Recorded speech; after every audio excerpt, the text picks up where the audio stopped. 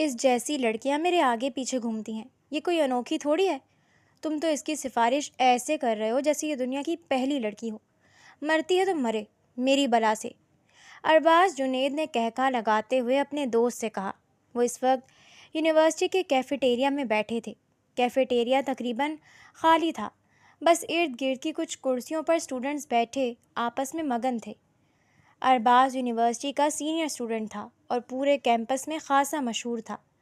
لوگ اسے پلے بوائے کے نام سے جانتے تھے، مگر اس کے باوجود لڑکیاں اس کے آگے پیچھے گھومتی تھیں۔ وجہ اس کی بے پناہ دولت اور لڑکیوں پر پانی کی طرح پیسہ بہانا تھا۔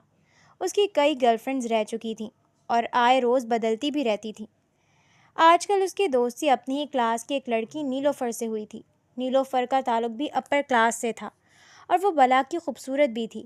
ارباز نے نیلوفر کو ایک چیلنج کے طور پر منتخب کیا تھا اور کچھ ہی دنوں میں یہ چیلنج جیت بھی لیا تھا۔ نیلوفر اس کے معاملے میں اس قدر سنجیدہ ہو گئی کہ اس نے اپنے گھر والوں کو بھی ارباز کے بارے میں بتا دیا، اور بس اسی دن ارباز نے نیلوفر سے بریک اپ کر لیا۔ ارباز، باقی ساری لڑکیاں تو ٹھیک ہیں، پر نیلوفر اپر کلاس سے ہے، خوبصورت ہے اور ہزاروں لڑکے اس کے پیچھے دیوانے ہیں۔ اب مذاق مت کرو، اس کے لیے سیریس ہو جاؤ، اوکے؟ دوست نے سمجھانے والے انداز میں کہا۔ ارباز نے کہکہا لگاتے ہوئے برا منایا۔ تم جانتے ہو میں کسی ایک کے ساتھ زندگی نہیں گزار سکتا، بھاڑ میں جائے وہ۔ خود سے کہتے ہوئے وہ کھڑا ہوا اور جیسے ہی پیچھے پلٹا، سامنے ہی نیلوفر نظروں میں غصہ بھرے کھڑی تھی۔ ارباز نے مسکراتی نظر اس پر ڈالی اور اس کے برابر سے گزرنے لگا۔ نیلوفر اس کے سامنے آئے اور زور سے ہاتھ اٹھایا، مگر اس سے پہلے کہ اس کا تھپڑ ارباز کے منہ پر لگتا، ارباز نے ہوا میں ہی اس کا ہاتھ تھام لیا۔ اس نے زور سے نیلوفر کی کلائی مروڑتے ہوئے اسے اپنے قریب کیا۔ درد اتنا شدید تھا کہ نیلوفر کو لگا اس کا ہاتھ ٹوٹ جائے گا۔ یہ دیکھ کر ارباز کا دوست فوراً پاس آیا اور ارباز کو پیچھے دھکیلتے ہوئے نیلوفر کا ہاتھ چھڑایا۔ پاگل ہو گئے ہو؟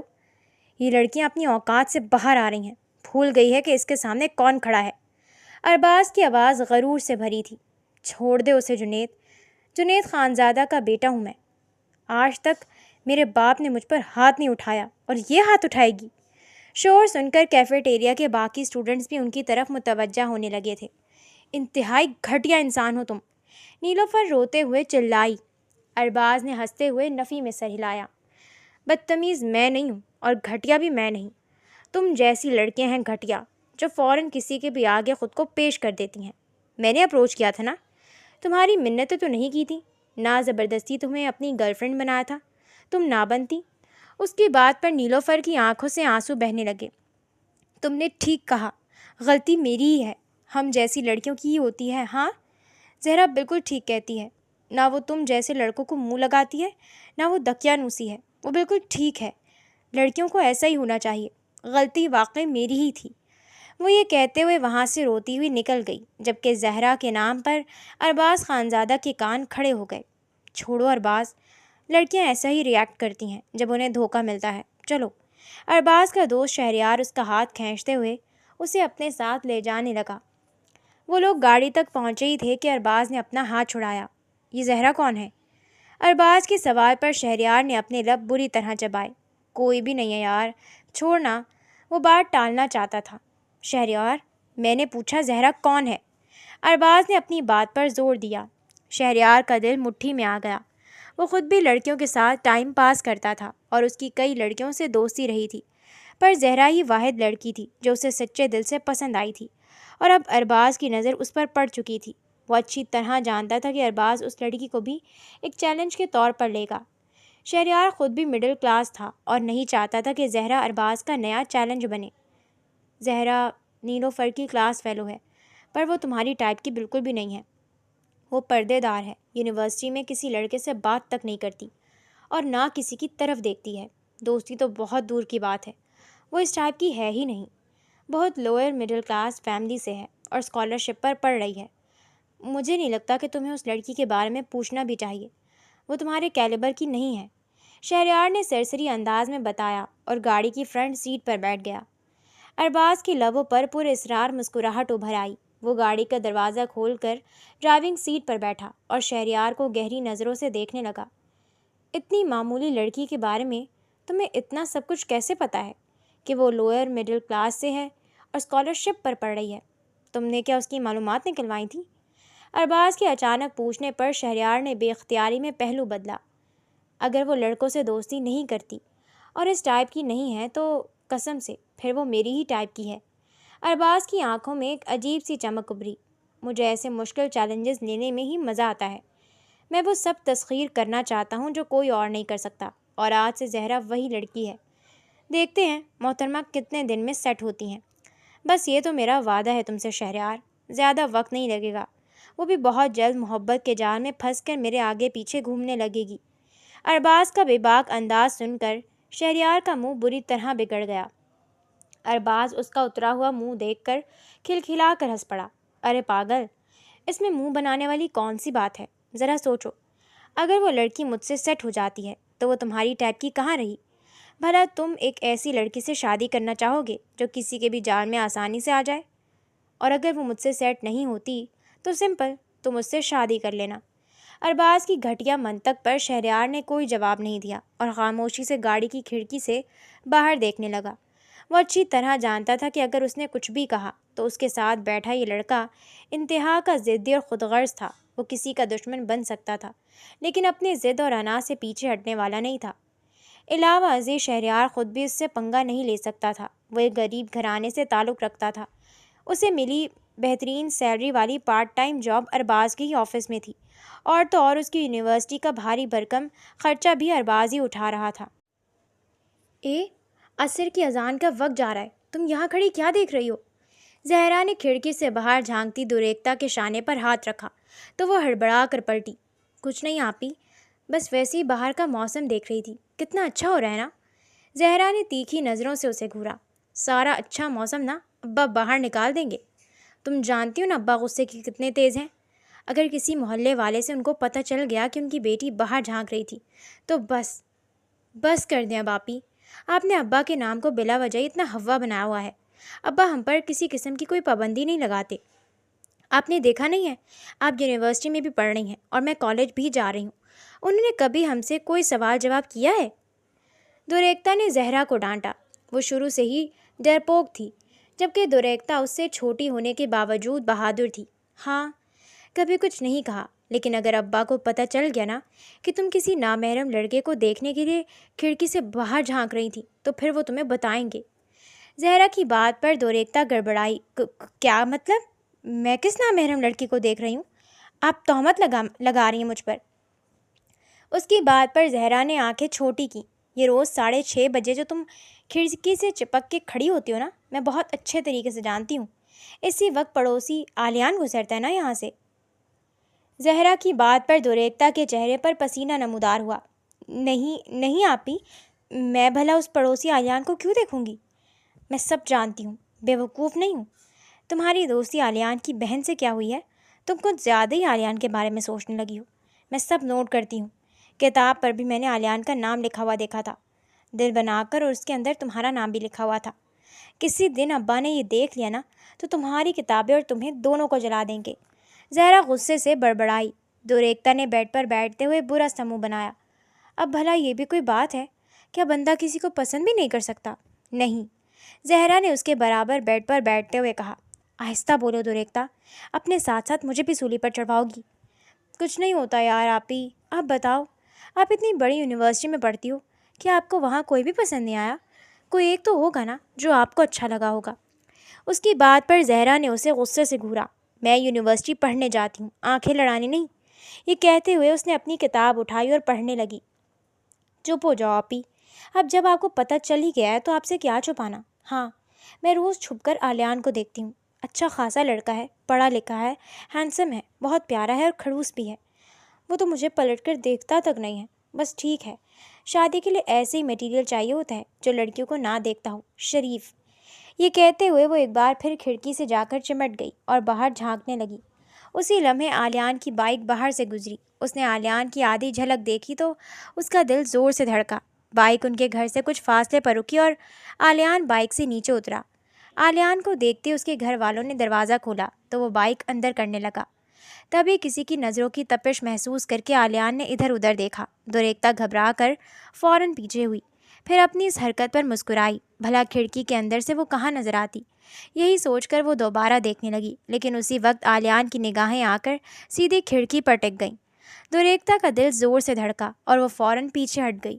یا اللہ، کہیں آلیان کو پتہ تو نہیں چل گیا؟ پر اتنی سی جھری میں سے بھلا کیا نظر آ سکتا ہے؟ وہ خود سے بڑبڑائی۔ ادھر آلیان نے اپنا سر جھٹکا، بائک اندر کھڑی کی اور گھر میں داخل ہو گیا۔ ہو گیا؟ کہیں دل باہر تو نہیں گر گیا؟ زہرا طنزیہ ہنسی۔ نہیں آپی، مجھے ایسا لگا ہے کہ اس نے مجھے دیکھ لیا ہے۔ دوریکتا نے شک ظاہر کیا۔ بے فکر رہو، نہیں دکھتا اتنی سی کھڑکی سے۔ اسی لمحے دوریکتا اور زہرا کے والد مولوی شمس الدین کمرے میں داخل ہوئے۔ کیا ہو رہا ہے میری بیٹیوں؟ وہ بیٹیوں کے معاملے میں بہت شفیق تھے۔ جی ابا، نماز تو پڑھ لی ہے، بس کل ایک ٹیسٹ ہے، اس کی تیاری کر رہی ہوں۔ زہرا کے کہنے پر وہ مسکرا کر چارپائی پر بیٹھ گئے۔ اور یہ چھوٹا چوزا کیا کر رہا ہے؟ اس کا تو پڑھائی میں دل ہی نہیں لگتا۔ اگر اس بار سیکنڈ ایئر میں اچھے نمبر نہیں آئے نا تو دوبارہ نرسری سے پڑھواؤں گا۔ اپنے باپ کے کہنے پر دوریکتا منہ بناتی ہوئی ان کے برابر میں آ کر بیٹھ گئی اور ناراض نظروں سے انہیں دیکھا۔ انہوں نے بے اختیار دوریکتا کے ماتھے پر پیار کیا۔ پھر وہ سنجیدہ ہوئے اور زہرا سے مخاطب ہوئے۔ تمہارے لیے رشتہ آیا ہے زہرا۔ کہاں سے آیا ہے؟ کافی معقول لوگ ہیں، اچھے پڑھے لکھے، لڑکا بھی تعلیم یافتہ ہے۔ اپنے باپ کی بات پر زہرا کا دل زور سے دھڑکا۔ اس نے آگے سے کچھ نہ کہا، بس نگاہیں جھکا گئی۔ لیکن تم پریشان مت ہو، میں نے ابھی ان رشتے والوں کو کوئی جواب نہیں دیا۔ ان سے کہا ہے کہ تم آگے پڑھ رہی ہو، تو انہوں نے مجھ سے کہا ہے کہ تمہاری پڑھائی پر ان کو کوئی اعتراض نہیں ہے، لیکن میں پہلے استخارہ کرنا چاہ رہا تھا، اس لیے ان سے وقت مانگا ہے۔ وہ مولوی شمس الدین کے کہنے پر زہرا کا سر مزید جھک گیا۔ جیسا آپ چاہیں ابا، اس نے کہا تو وہ دوریکتا اور زہرا کے سر پر ہاتھ رکھتے ہوئے باہر نکل گئے۔ تم راضی ہو آپ اس رشتے کے لیے؟ دوریکتا نے حیرت سے پوچھا۔ انہوں نے مجھ سے رضامندی نہیں پوچھی تھی، انہوں نے مجھے صرف بتایا تھا، اور بہتر یہی ہے کہ میں فیصلہ ابا پر چھوڑ دوں۔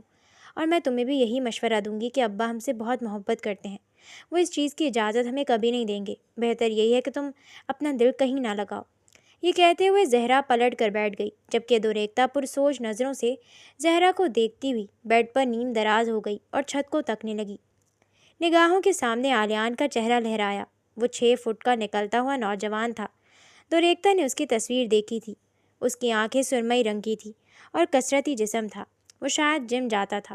مالی حالات ان کے زیادہ اچھے نہیں تھے، وہ بھی ان لوگوں کی طرح مڈل کلاس ہی تھے، اور دوریکتا کو بھی ایسی کوئی خواہش نہیں تھی کہ اس کی شادی کسی امیر یا بڑے گھر میں ہو۔ ابھی تو زہرا آپی کی شادی نہیں ہوئی، بہت وقت پڑا ہے، دیکھ لیں گے۔ آلیان گھر میں داخل ہوا تو نگاہ اپنی بڑی بہن پر پڑی۔ ان کی آنکھوں میں آنسو بھرے ہوئے تھے۔ کیا ہوا؟ کچھ ہوا ہے کیا؟ اس نے اپنی بڑی بہن سے پوچھا تو وہ جواب دینے کے بجائے فوراً اپنے کمرے میں چلی گئی اور اندر سے دروازہ بند کر لیا۔ آلیان پریشانی سے اندر آیا اور اپنی ماں کو دیکھا جو صحن میں چارپائی ڈال کر بیٹھی تھیں۔ کیا ہوا ہے امی؟ آپی کیوں رو رہی تھیں؟ اس نے پریشانی سے اپنی ماں سے پوچھا تو اس کی ماں پریشانی سے اپنے جوان بیٹے کو دیکھنے لگی جس کے کندھے گھر کی ذمہ داریوں سے جھک گئے تھے۔ بیٹھو، بتاتی ہوں، پہلے پانی پی لو۔ ماں نے یہ کہتے ہوئے اپنے برابر رکھے پانی کے جگ میں سے گلاس میں پانی نکالا اور بیٹے کی طرف بڑھایا۔ آلیان نے گلاس کو خود سے پرے کرتے ہوئے کہا، پانی بعد میں پیوں گا، آپ مجھے بتائیں کیا بات ہے۔ ماں نے گہری سانس لی۔ صدرا کے رشتے والوں کا فون آیا تھا آج۔ وہ لوگ چاہتے ہیں کہ ہم انہیں بائک نہ دیں، بلکہ لڑکا چھوٹی سی گاڑی چاہتا ہے۔ ماں کی بات پر آلیان کے ماتھے پر بل پڑے۔ وہ تو خود بائک پر گھومتا تھا۔ یہ کیا بکواس ہے امی؟ کل تک ان کو بائک چاہیے تھی، آج ان کو گاڑی چاہیے؟ کل وہ ہم سے ڈیمانڈ کریں گے کہ ہم انہیں جہاز دیں، کتنے بغیرت لوگ ہیں۔ وہ غصے سے بولا تو اس کی ماں نے اسے خاموش رہنے کا اشارہ کیا۔ چپ ہو جاؤ آلیان، تمہاری بہن کا دل پہلے ہی بہت خراب ہے، تمہاری ان باتوں سے اس کا دل اور خراب ہو جائے گا۔ اللہ اللہ کر کے تو اس کا رشتہ ہوا ہے، شادی ہو رہی ہے، کیا چاہتے ہو تم؟ ماں کے کہنے پر آلیان نے لب بھینچ لیے۔ اس کی بڑی بہن سدرا اس سے 8 سال بڑی تھی۔ سدرا کی عمر 35 سال ہو چکی تھی، لیکن اس کا کہیں رشتہ نہیں ہو رہا تھا۔ وجہ اس کی ایک ٹانگ کا لنگڑا کر چلنا تھا۔ جو رشتے آتے وہ اسے دیکھ کر انکار کر کے چلے جاتے، یا پھر کسی بوڑھے یا 3-4 بچوں کے باپ کے رشتے آتے۔ اب مشکل سے سدرا کے جوڑ کا ایک رشتہ ملا تھا، لیکن وہ لوگ انتہا کے لالچی ثابت ہوئے تھے۔ منگنی پر بھی انہوں نے اچھے خاصے تحائف مانگے تھے، اور اب شادی کی تاریخ اگلے مہینے کی دے چکے تھے، لیکن جب سے شادی کی تاریخ طے ہوئی تھی ان کی کوئی نہ کوئی ڈیمانڈ آتی ہی جا رہی تھی۔ فرنیچر بھی لڑکے نے لاکھوں کا پسند کیا تھا، باقی رہی جہیز اور زیور کی بات، تو زیور سدرا کی ماں نے اپنے زمانے سے ہی سنبھال کے رکھا ہوا تھا۔ لڑکے نے پہلے بائک کی خواہش کی تھی اور اب شادی سے 28 دن پہلے وہ لوگ گاڑی مانگ رہے تھے۔ امی، عقل والی بات ہے، میں گاڑی کا بندوبست کہاں سے کروں گا؟ ویسے ان کی فرمائشیں پوری کرتے ہوئے مجھ پر 8 لاکھ کا قرضہ ہو گیا ہے، کہاں سے ادا کروں گا میں یہ قرضہ؟ اور گاڑی کہاں سے آئے گی، آپ خود سوچیں۔ آلیان نے پریشانی سے کہا۔ پریشان مت ہو، اللہ بہتر کرے گا۔ میں بات کروں گی سدرا کے سسرال والوں سے، ان سے کہوں گی کہ فی الحال ہم گاڑی نہیں دے سکتے، ہماری گنجائش نہیں ہے، آگے جا کر اگر ہوئی تو انشاءاللہ۔ ابھی وہ بول ہی رہی تھی کہ سدرا غصے سے کمرے سے نکل کر باہر آئی۔ خدا کے لیے امی بس کر دیں، اتنی گئی گزری نہیں ہوں میں کہ آپ کو میری وجہ سے لوگوں کے آگے اتنا گرنا پڑے۔ نہیں ہو رہی شادی تو نہ ہونے دیں، ختم کرتے ہیں وہ لوگ رشتہ تو کرنے دیں، مجھے پرواہ نہیں ہے، لیکن اللہ کے لیے سب بند کریں۔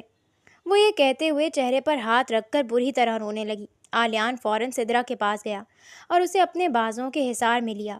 آپ بھی پریشان کیوں ہو رہی ہیں؟ سب ٹھیک ہو جائے گا، گاڑی کا بندوبست بھی، لیکن پلیز آپ روئیں مت۔ سدرا نے آلیان کو پیچھے دھکیلتے ہوئے کہا، کہاں سے لاؤ گے گاڑی؟ بتاؤ، کٹورا لے کر سڑک پر بھیک مانگو گے؟ اگر بھیک مانگو گے نا تب بھی گاڑی نہیں آ سکتی۔ امی، آپ منع کر دیں لڑکے والوں کو، نہیں کرنا ہمیں ان کے گھر شادی۔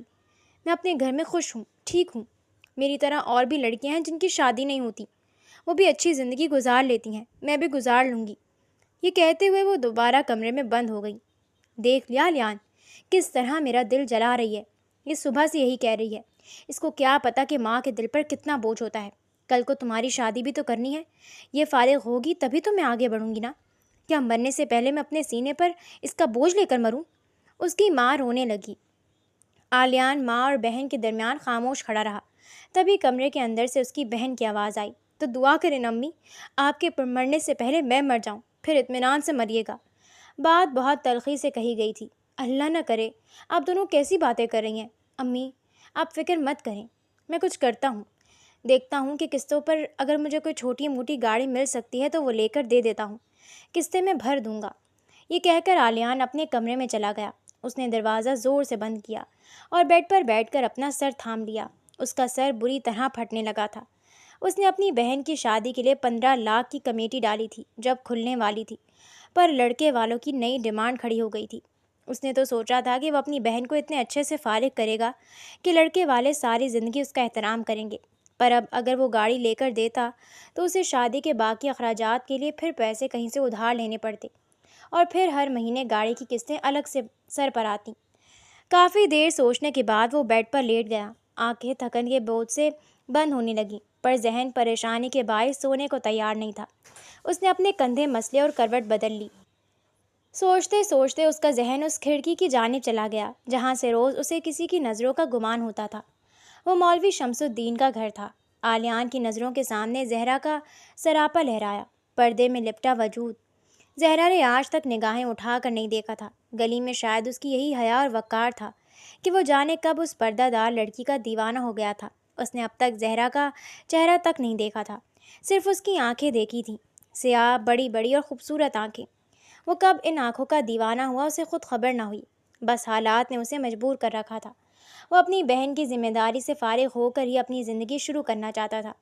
زہرا جس دینی گھرانے سے تعلق رکھتی تھی وہ اس سے نہ دوستی کر سکتا تھا اور نہ ہی اپنے دل کا حال بتا سکتا تھا، لیکن اس نے پکا ارادہ کیا تھا کہ وہ اپنی بہن کو رخصت کرتے ہی زہرا کے گھر اس کا رشتہ۔ کیا ہوا؟ بچیاں سو گئیں؟ رات 11 بجے مولوی شمس الدین گھر میں آئے تو ان کی بیوی نے فوراً چارپائی پر کھانا لگایا اور انہیں کھانا شروع کرتے دیکھ کر پوچھا، جی دو ریختہ تو سو گئی اور زہرا بھی پڑھ رہی ہے؟ شمس الدین فخریہ مسکرائے، میری بیٹی ماشاءاللہ سے بہت قابل ہے، اللہ اسے بہت کامیاب کرے، مجھے یقین ہے وہ ہمارا نام روشن کرے گی۔ ان کی بیگم مسکرانے لگی، لیکن پھر ان کی مسکراہٹ اس وقت سمیٹ گئی جب مولوی شمس الدین کا فون بجا۔ انہوں نے فون کان سے لگایا اور کچھ دیر بات کرنے کے بعد ان کے ماتھے پر بل پڑ گئے۔ ہاں، تمہیں نہیں پتہ تھا کیا؟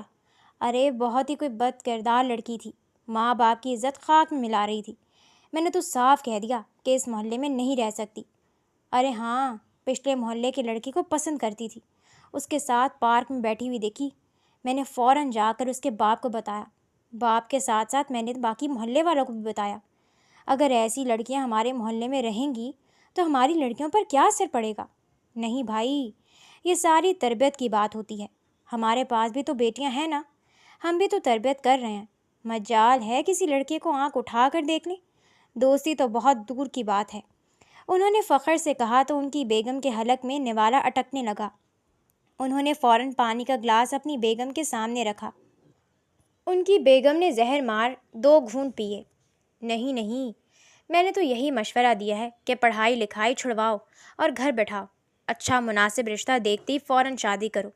ایسی لڑکیاں ماں باپ پر کالک ہوتی ہیں، جتنی جلدی اتار کر پھینک دیا جائے بہتر ہوتا ہے۔ ارے ہمارا دین بھی تو یہی کہتا ہے، یہی بات ہوتی ہے۔ جس گھر میں دین کی تربیت نہیں دی جاتی اس گھر کی لڑکیاں یہی کارنامے انجام دیتی ہیں۔ وہ غصے سے کہہ رہے تھے۔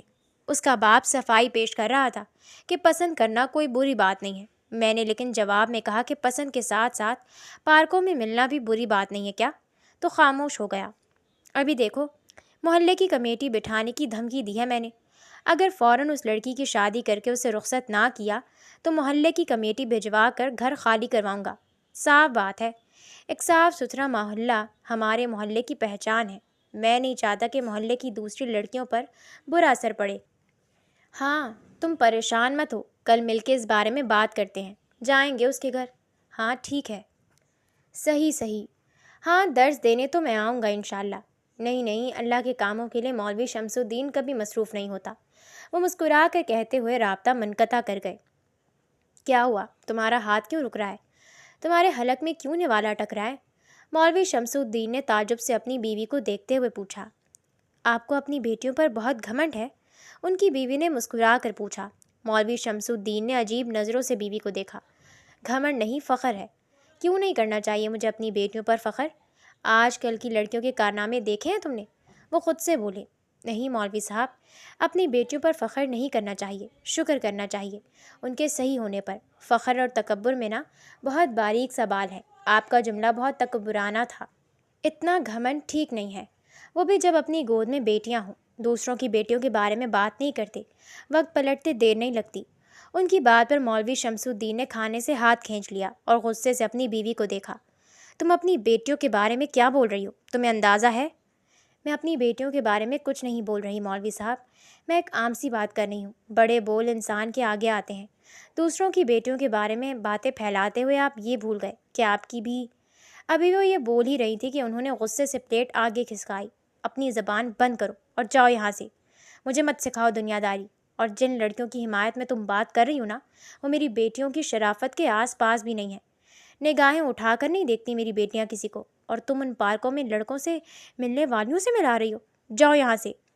ان کی بات پر ان کی بیگم افسوس سے نفی میں سر ہلانے لگیں اور اٹھ کر کمرے میں چلی گئیں۔ انہوں نے نماز پڑھی اور نماز کے بعد دعا میں ہاتھ اٹھائے۔ یا اللہ، تو تکبر پسند نہیں کرتا۔ مجھے شروع سے اب تک اپنے شوہر سے کوئی پریشانی نہیں ہے، سوائے اس کے کہ ان کے بڑے بولوں سے۔ یا اللہ پاک، میرے شوہر کے بڑے بول میری بیٹیوں کے آگے نہ آئے، وہ کوئی ایسا کام نہ کریں جس سے ان کی زندگی مشکل میں آ جائے۔ اللہ پاک، میری بیٹیاں میرے شوہر کے بڑے بولوں کا بھگتان نہ بھگتیں۔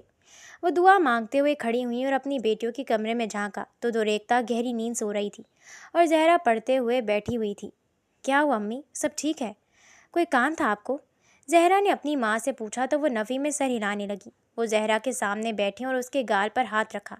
زہرا، کبھی کوئی ایسا کام نہ کرنا جس سے تمہارے بابا اور میری عزت خراب ہو، انہوں نے فکر مندی سے کہا۔ نہیں امی، اللہ نہ کرے میں کبھی ایسا کوئی کام کروں۔ بیٹی کے کہنے پر اس کی ماں مسکرائیں اور اس کے کمرے سے نکل گئیں۔ زہرا نے گہری سانس لی، کتاب بند کی اور بستر پر لیٹ گئی۔ اگلے دن وہ یونیورسٹی میں داخل ہوئے تو یونیورسٹی کے دروازے کے قریب ہی گاڑی کے بونٹ پر ارباز خان شہریار کے ساتھ بیٹھا تھا۔ یہ تمبو میں لپٹی لڑکی جو جا رہی ہے، یہ ہے زہرا؟ ارباز نے شہریار سے پوچھا۔ شہریار نے منہ بناتے ہوئے ہاں میں سر ہلایا تو ارباز کے چہرے پر بے اختیار سخت جھنجھلاہٹ اور خوف نمایاں ہوئی۔ اف، اس کو گرمی نہیں لگ رہی؟ مجھے تو اس کو دیکھ کر ہی وحشت ہو رہی ہے۔ ارباز نے تبصرہ کیا۔ ہاں، تبھی تو کہہ رہا ہوں کہ تمہارے ٹائپ کی نہیں ہے، چھوڑ دو اسے۔ ارباز نے شہریار کو گھور کر دیکھا۔ یہ بار بار چھوڑ دو بولو مت۔ تم جانتے ہو کہ ایک بار جب میں کوئی چیز ٹھان لوں تو پیچھے نہیں ہٹتا۔ اس لڑکی کو سیٹ کرنا ہے تو مطلب کرنا ہے، خاموشی سے میرے ساتھ چلو۔ یہ کہہ کر وہ اس کے پیچھے چلنے لگا۔ ایکسکیوز می، سنیں محترمہ، سنیے گا۔ اس نے پیچھے سے آواز دی تو زہرا کے قدم رکے۔ اس نے پلٹ کر دیکھا تو اسی لمحے ارباز ایک لمحے کے لیے ٹھٹک گیا۔ بلا کی خوبصورت آنکھیں جب زہرا کے ماتھے پر بل پڑے تو نقاب کے اندر سے بھی اس کی آنکھوں میں ناگواری صاف جھلکی۔ وہ بنا کچھ کہے پلٹ گئی۔ کچھ کہا کیوں نہیں؟ شہریار نے جھنجلا کر پوچھا۔ او، محترمہ کی آنکھوں نے کچھ کہنے کے قابل کہاں چھوڑا ہے؟ پردے کے پیچھے اتنی حسین آنکھیں ہیں تو باقی چہرہ تو پھر کمال ہوگا۔ وہ کہتے ہوئے ہنسنے لگا۔ وہ صاف شہریار کو جلا رہا تھا۔ یار، واقعی تعریف کرنے والی چیز ہیں اس کی آنکھیں۔ دیکھنے کے بعد اس کا چہرے دیکھنے کا دل شدت سے کر رہا ہے۔ مجھے اسے دیکھنا ہے۔ اس نے خواہش ظاہر کی۔ ٹھیک ہے، جا اس کے گھر رشتہ لے کر اور اس سے نکاح کر لو۔ نکاح کے بعد وہ تمہیں اپنا چہرہ دکھا دے گی۔ شہریار نے طنز کیا۔ ارباز زور سے ہنسا۔ نکاح؟ نہیں نہیں، یہ میرے مطلب کی چیز نہیں ہے۔ مجھے کون سا اس کے ساتھ وقت گزارنا ہے، صرف چہرہ دیکھنا ہے۔ چہرہ دیکھنے کے لیے اتنی بڑی قربانی نہیں دے سکتا۔ وہ کندھے اچکا کر بولا۔ تو پھر سمجھو تم یہ چیلنج ہار گئے۔ دیکھو شہریار، چیلنج جیتنے کے لیے اگر نکاح بھی کرنا پڑا نا تو میں نکاح کر لوں گا، پر میں اپنے گھر والوں کو اس میں انوالو نہیں کر سکتا۔ اور تمہیں پتہ ہے ان چھوٹے گھرانوں کی لڑکیوں اور ان کے ماں باپ کے لیے جب تک لڑکا نکاح کے لیے ایلیجیبل نہیں ہوتا، جب تک لڑکے کے ساتھ اس کا پورا خاندان نہ آ جائے۔ خیر، تم پریشان مت ہو۔ تم جو بڑی بڑی باتیں کر رہے ہو نا، صرف 1 مہینے کی مہلت دو۔ 1 مہینے میں اگر یہ لڑکی میرے پیچھے دیوانی نہ ہوئی تو میرا نام ارباز نہیں۔ پھر اس لڑکی سے کیا، میں کبھی کسی لڑکی سے دوستی نہیں کروں گا۔ یہ کہتے ہوئے وہ اندر کی جانب بڑھ گیا۔ ہمیں چلنا چاہیے، ہم کب سے اس کی کلاس کے باہر کھڑے ہیں۔ شہریار نے پریشانی سے وقت دیکھتے ہوئے کہا۔ ان کی 2 کلاسز چھوٹ چکی تھیں۔ وہ لوگ جب سے زہرا کی کلاس کے باہر کھڑے تھے، پر 2 کلاسز کا ٹائم گزرنے کے بعد بھی زہرا اب تک کلاس سے باہر نہیں نکلی تھی۔ صبر کرو نا، تمہیں کس بات کی جلدی ہے؟ ارباز نے کہا۔ اسی لمحے باقی لڑکیوں کے بعد زہرا کلاس سے باہر نکلی۔ یہ زمین پر کیا تلاشتے ہوئے چل رہی ہے؟ کیا کوئی خزانہ ہے؟ ارباز نے حیرت سے شہریار سے پوچھا۔ شہریار نے اسے گھورا۔ اسے نگاہوں کا پردہ کہتے ہیں۔ وہ نگاہیں نیچے کر کے ہی چلتی ہے۔ واہ، نگاہیں نیچے کر کے چلتی ہے، اور اگر آگے سے کوئی گاڑی آ رہی ہو تو محترمہ کی نظریں زمین چاٹتی رہ جائیں گی اور یہ اوپر نکل جائے گی۔ وہ سر جھٹکتے ہوئے بولا۔ شہریار نہ چاہنے کے باوجود مسکرایا۔ تم اس چیز کو نہیں سمجھ سکتے کیونکہ تم نے اب تک کوئی پردے دار لڑکی دیکھی ہی نہیں ہے نا۔ تم اب تک ماڈرن اور بے حیا لڑکیوں کے درمیان رہے ہو۔ کیا مطلب ہے تمہارا؟ میں اچھی عورتوں کے درمیان بھی رہا ہوں۔ میرے گھر میں بھی عورتیں اچھے سے ہی رہتی ہیں، دوپٹے کا اہتمام کرتی ہیں۔ پٹھان گھرانہ ہے ہمارا، ارباز نے فخریہ بتایا۔ میرا وقت ضائع مت کرو، دیکھو وہ کتنی آگے نکل گئی۔ اب ہمیں دوسری طرف کی سیڑھیوں سے جانا پڑے گا۔ یہ کہتے ہوئے وہ لوگ دوسری طرف کی سیڑھیوں سے نیچے اترے۔ زہرا آگے بڑھ ہی رہی تھی جب دوسری راہداری سے مڑتے ہوئے ارباز اچانک اس سے ٹکرایا۔ دونوں کا سخت تصادم ہوا۔ زہرا کے ہاتھ سے کتابیں اور نوٹس نیچے گر گئے اور وہ اپنا ماتھا مسلنے لگی۔ نگاہ اوپر اٹھا کر دیکھا تو سامنے صبح والے نوجوان کو دیکھ کر اس نے اپنے لفظ سختی سے باہم بھینچ لیے۔ وہ منہ سے ایک لفظ نہ بولی، خاموشی سے نیچے بیٹھ کر اپنا سامان سمیٹنے لگی۔ سوری، مجھے نہیں پتا تھا کہ آپ آگے سے آ رہی ہیں۔ یہ کہتے ہوئے ارباز نیچے اس کے سامنے بیٹھا اور جلدی جلدی اس کے نوٹس سمیٹنے لگا۔ ابھی اس نے نوٹس کو ہاتھ لگایا ہی تھا کہ زہرا نے سامان میں سے پلاسٹک کا اسکیل اٹھا کر اس کے ہاتھ کی پشت پر مارا۔ ارباز فوراً اپنا ہاتھ پیچھے کر گیا اور حیرت سے اس لڑکی کو دیکھنے لگا جو اب دوبارہ اپنا سامان سمیٹ رہی تھی۔ میرے سامان کو ہاتھ مت لگائیں، وہ بولی۔ اس کی آواز بھی اس کی آنکھوں کی طرح خوبصورت تھی۔ میں تو آپ کی مدد کر رہا تھا، ارباز نے کہا۔ میں نے آپ سے مدد مانگی؟ زہرا نے 2 بدو جواب دیا۔ نہیں مانگی، لیکن انسانیت کے ناطے یہ میرا فرض ہے۔ زہرا نے اس کی بات کا کوئی جواب نہ دیا اور جلدی جلدی اپنا سامان سمیٹ کر اٹھ کھڑی ہوئی۔ ارباز کے ماتھے پر بل پڑے۔ اس لڑکی کے اندر ایٹیٹیوڈ کس بات کا ہے؟ دیکھو تو صحیح ذرا اس کو۔ اس نے غصے سے شہریار کو دیکھا جو اپنی مسکراہٹ دبا رہا تھا۔ ایسا ارباز کے ساتھ پہلی بار ہو رہا تھا۔ آج تک کسی لڑکی نے اس کا بڑھایا ہوا ہاتھ نہیں ٹھکرایا تھا۔ یہ پہلی لڑکی تھی جو اسے اس طرح نظر انداز کر رہی تھی۔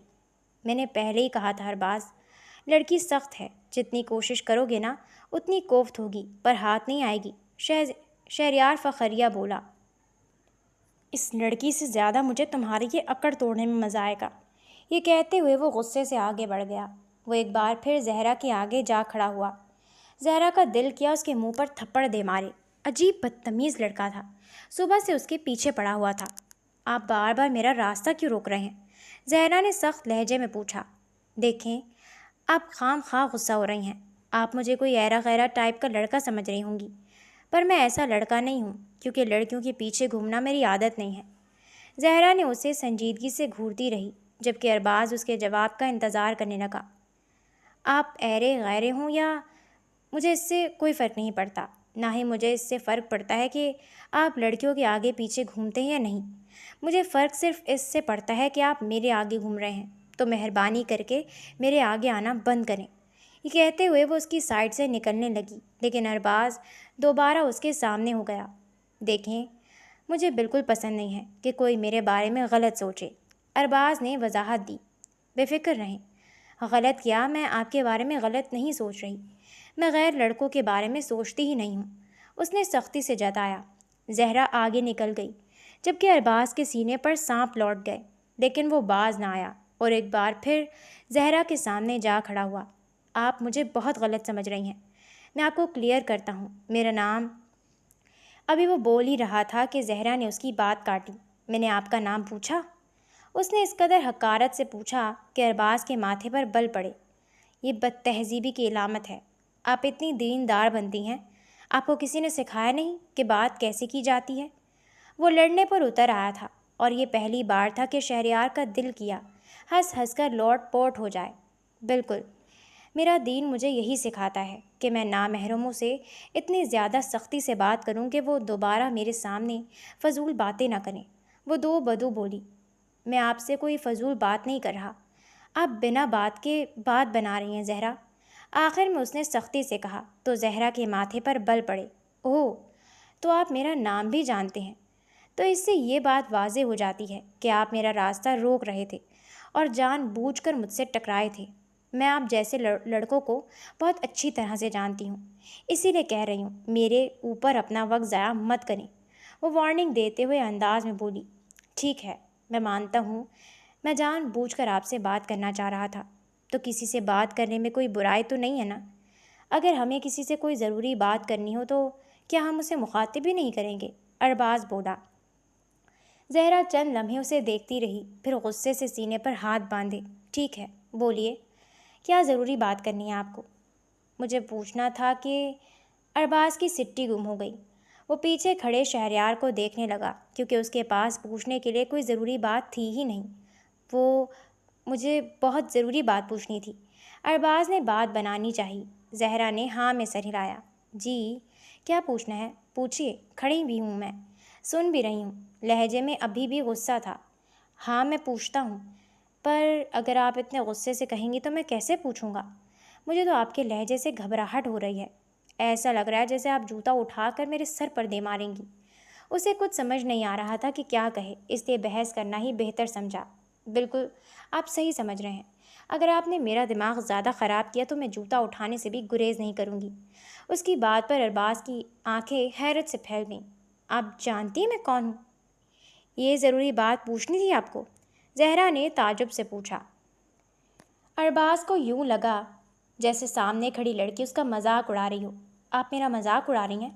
زہرا اس کے جواب دیے بغیر اس کے برابر سے گزرنے لگی۔ آپ ایسے نہیں جا سکتی، مجھے لگ رہا ہے کہ آپ میری انسلٹ کر رہی ہیں، ارباز نے غصے سے کہا۔ آپ کو بالکل ٹھیک لگ رہا ہے، یہ واقعی انسلٹ ہی ہے، لیکن شاید آپ کو فیل نہیں ہو رہی، کیونکہ جس کو فیل ہوتی ہے نا، وہ اپنی عزت سنبھال کر رکھتا ہے، بار بار انسلٹ کروانے کے لیے سامنے نہیں آتا۔ اس کی بات پر ارباز کا منہ کھلا کا کھلا رہ گیا اور زہرا وہاں سے آگے نکل گئی۔ شہریار اس کے پاس آیا۔ ارباز… شہریار کچھ کہنے لگا تھا کہ ارباز نے سختی سے اس کی بات کاٹی۔ ویٹ شہریار، یہ لڑکی میری انسلٹ کر کے گئی ہے، اتنی زیادہ، اس کی ہمت کیسے ہوئی؟ شہریار نے اسے ٹھنڈا کرنا چاہا۔ کام ڈاؤن ارباز، میں نے پہلے ہی کہا تھا وہ اس ٹائپ کی لڑکی نہیں ہے، تم بلا وجہ اس کو اپنی ضد بنا رہے ہو۔ وہ اس ٹائپ کی ہو یا کسی بھی ٹائپ کی ہو، اسے اب میں اپنے ٹائپ کی بنا کر رہوں گا۔ اس کی ہمت کیسے ہوئی مجھے انسلٹ کرنے کی؟ یہ جانتی نہیں ابھی ارباز جنید کو، ناک چنے نہ چبوا دیے نا تو میرا نام بھی ارباز نہیں ہے۔ وہ غصے سے کہتا ہوا اپنی گاڑی کی طرف بڑھ گیا۔ جب شہریار فرنٹ سیٹ پر بیٹھنے لگا تو اس نے فوراً شہریار کو روکا۔ پلیز تم کیب بک کر کے چلے جاؤ، مجھے کہیں اور جانا ہے ضروری کام سے۔ اس کا موڈ شدید خراب تھا۔ شہریار ضبط کرتے ہوئے پیچھے ہٹ گیا اور ارباز نے غصے سے گاڑی آگے بڑھا دی۔ شہریار اس کے جاتے ہی زور سے ہنسا۔ میں نے کہا تھا ارباز، ہر کسی کو ایک ہی ترازو میں مت تولیے، پر آپ کو سمجھ میں نہیں آیا۔ وہ غصے سے یونیورسٹی سے باہر نکلا تھا۔ اسٹیئرنگ وہیل پر اس کی پکڑ اس قدر سخت تھی کہ پورے سفید پڑ رہی تھیں۔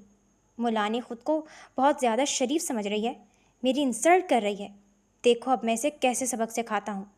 اس نے فون اٹھایا اور ایک نمبر ڈائل کرنے لگا۔ چند ہی بیلوں کے بعد دوسری طرف فون اٹھا لیا گیا۔ ہیلو سلمان، میں بات کر رہا ہوں، ارباز نے سرد لہجے میں کہا۔ ہاں ارباز صاحب بتائیے، آج کیسے یاد آ گئی؟ بڑے دنوں بعد یاد کیا؟ سامنے والا چہک کر بولا۔ بس سوچا تمہیں پیسوں کی ضرورت ہوگی تو تمہیں کوئی کام دیا جائے۔ ارباز نے کہا تو آگے سے وہ کہکا لگا کر ہنسا۔ ضرور ضرور، آپ جیسے لوگوں کے کام کے لیے ہی تو ہم بیٹھے ہیں، حکم کریں سرکار۔ ہماری یونیورسٹی کے فائنانس ڈپارٹمنٹ کی فرسٹ ایئر کی اسٹوڈنٹ ہے، زہرا نام ہے اس کا۔ مجھے اس لڑکی کی تمام ڈیٹیلز چاہئیں، اس کا باپ، بھائی، ماں، بہن، سب۔